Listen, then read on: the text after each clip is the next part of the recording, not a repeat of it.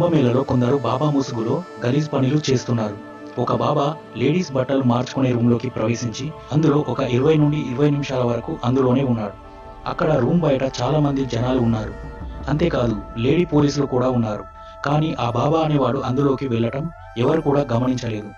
ఒక రిపోర్టర్ మాత్రం అతను రూమ్లోకి ప్రవేశించడాన్ని గమనించి అక్కడున్న లేడీ పోలీసులకి చెప్పి ఆ పోలీసుల్ని ఆ బాబా ప్రవేశించిన రూమ్లోకి తీసుకెళ్లి చూపించాడు. అలా తీసుకెళ్లడాన్ని కూడా వీడియో రికార్డు చేశాడు. అతన్ని ఆ పోలీసులు పట్టుకున్నారు. ఆ రిపోర్టర్ అతని దగ్గర మొబైల్ ఉండటాన్ని కూడా గమనించాడు.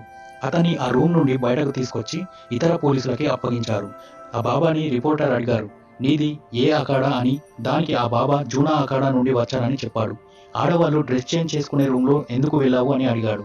నాకు తెలియదు, అది ఆడవాళ్ళు డ్రెస్ చేంజ్ చేసుకునే రూము అని చెప్పాడు. యూరిన్ పోయడానికి వెళ్ళాను అని చెప్పాడు. యూరిన్ పోయడానికి వెళ్తే 25 నిమిషాలు ఉంటారా అని అడిగాడు ఆ రిపోర్టర్.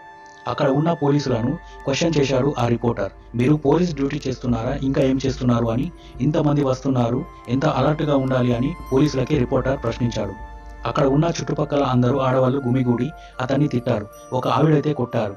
అయితే ఆ బాబా అనేవాడు అందులోకి మొబైల్ తీసుకెళ్లాడు కాబట్టి వీడియో కాల్ రికార్డ్ చేశాడేమో అని అనుమానిస్తున్నారు. అందులో వీడియో కాల్ మాట్లాడాడట. వీడియో కాల్ మాట్లాడుతూ రికార్డ్ చేశాడేమో అని అనుమానిస్తున్నారు. ఆ బాబా గాడిని అరెస్ట్ చేసి పోలీసులు పోలీస్ స్టేషన్కి తీసుకెళ్లారు. ఆడవారు ఇలాంటి ప్లేస్లోకి వెళ్ళినప్పుడు ఖచ్చితంగా అక్కడ చుట్టుపక్కల అందరినీ అబ్జర్వ్ చేస్తూ ఉండాలి.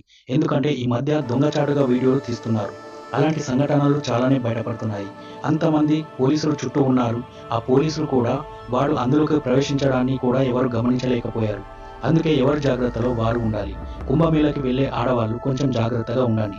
ఈ ఒక్క కుంభమేళ అనే కాదు, ఏ ప్లేస్కి వెళ్ళినా కూడా అక్కడ చుట్టుపక్కల అన్ని అబ్జర్వ్ చేసుకుంటూ ఉండాలి.